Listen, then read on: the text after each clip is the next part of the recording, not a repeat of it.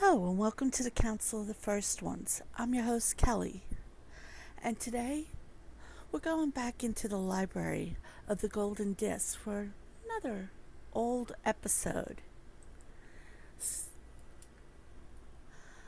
I don't know about you guys, but with this COVID-19 and all these lockdowns, I've been binge watching a lot of shows like crazy. And also binge watching a lot of YouTube videos. Well, just recently, a friend of the council, Scott and Toy Guru Nightlick, looked at the Wonderbread He-Man Wonder. And I'm like, wait a minute, we talked about that when he was on the Toy Hunter show. So, I'm presenting to you our take on reality TV. This episode was recorded back in 2013. I hope you enjoy.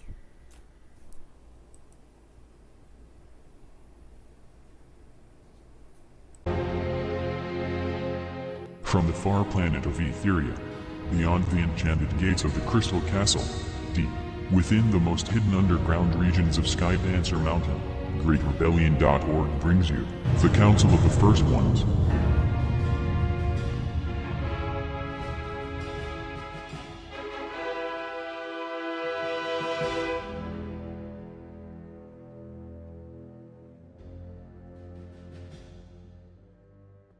I don't know if you guys were paying attention to TV this week, but Scott Nightlick decided to invade our TV sets. Well, your TV sets, not mine. Right, I didn't send you the video. Scott was on the Toy Hunter, and we got to hear more about our favorite rumor that lies within the Masters of the Universe, Wonderbread He-Man. So before we get into that rumor, how did you guys like Scott being on TV? I gotta admit, I had my eyebrows raised that whole time. Because one, I was like, Scott lives in an apartment? And then two, the apartment Scott lives looked rather small, didn't it? It was very tiny. Yeah. So neutral, too. That's his man cave. For a man cave, come on, I expected to see a lot more. Come on, we hear the news about how these corporate execs have way more money than the rest of us. Tiny, tiny, tiny, tiny line, tiny, tiny, tiny budget, tiny, tiny, tiny apartment. Well, he is always saying how we are a tiny line, so it's very appropriate, I guess. Yeah, but he's got a lot of cool stuff, apparently. Yeah, like that Wonderbread He-Man. I'm tempted to keep calling him Wonder, but real name Wonderbread He-Man. But it was okay. I'm just not a fan of the show Toy Hunter. Then again, I'm not a fan of those type of shows that are flipping items, because then people believe they can sell everything at incredibly high prices, and they're trying to hawk off some of those Power of the Force figures for $300, and nobody even wants those for free. Well, let me tell you something in defense of the Toy Hunter. The prices on the stuff, it's okay, actually. The deals and all that, he knows his stuff. Yes, he does. And he tries to be fair. Yeah, and you go to his website and stuff, he's been around forever. His rep is good. He's not a brand new guy just off the streets, saying, hey, I'm a toy expert. No, he's been around for years. And when he does, him, we're doing it again. Okay, let's flip a coin. Heads, Kelly talks. Tails, I talk. Heads. Oh, I get to talk? Plus, when he's not sure of a toy line, he does look for the experts in that field. I was told in confidence that after that episode aired, he actually contacted a few different people from both Facebook and the org that we know to add more information to that Wonderbread myth or rumor, however you want to call it. Well, we've never actually settled on that figure. There's a big question mark on that guy. I'll just chalk it up to parallel dimension He-Man. Somehow shifted into our dimension. Wibbly wobbly timey wimey something. Well, I myself got interested in the Wonderbread He-Man a long time ago because I've vaguely remember seeing him as a kid. That I remember a friend of mine, when we were little kids, he had him. And I didn't ask any questions. I wasn't curious, but I remember holding a dark-haired He-Man when I was a little kid. And of course, I lost contact with the kid, and I don't know anything anymore. But I remember holding that He-Man. That's all. That's all I can have on him. I'm not an expert, but I just remember as a little kid, I will testify, I will swear, I remember holding him. So to me, he's a mystery, and he's real. He exists. Yeah, I mean, I don't know if that was maybe a prototype that was released or mispaint, because we do know that Wonderbread and Mattel said there was no such giveaway. I mean, Wonderbread did give away cards with He-Man on it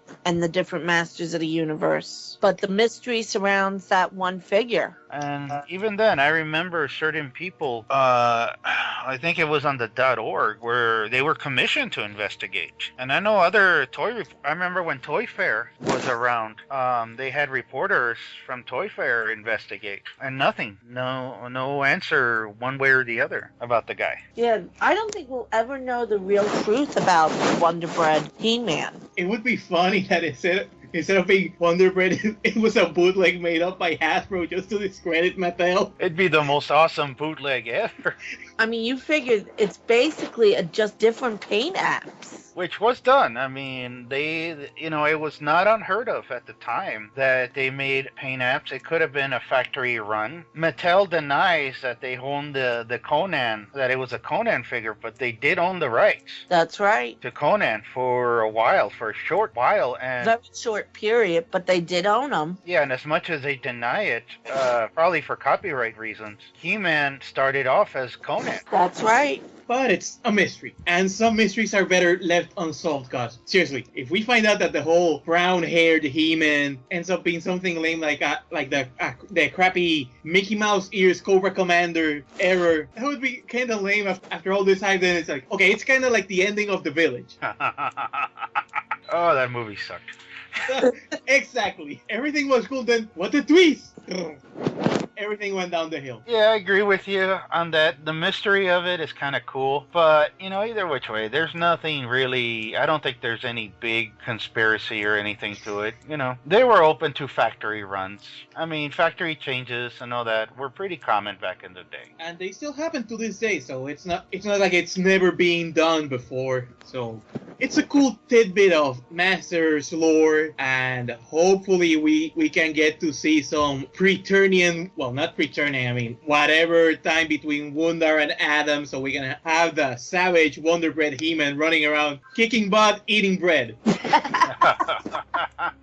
Now, will the bread be toasted or just plain?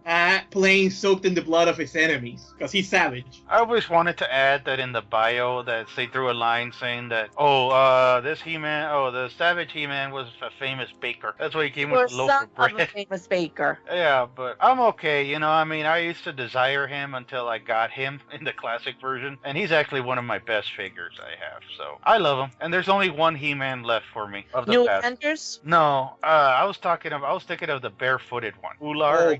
Barbarian mini comic He-Man. Yeah, that's the only one I really want out of the past ones. I don't call.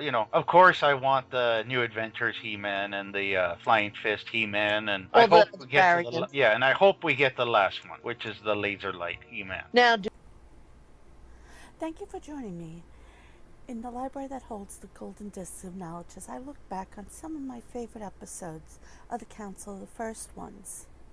If you like what you saw and heard, remember to please subscribe and hit that bell so you're notified for when we upload new episodes. Join us on Facebook as we continue the different chats. Check us out on Nerds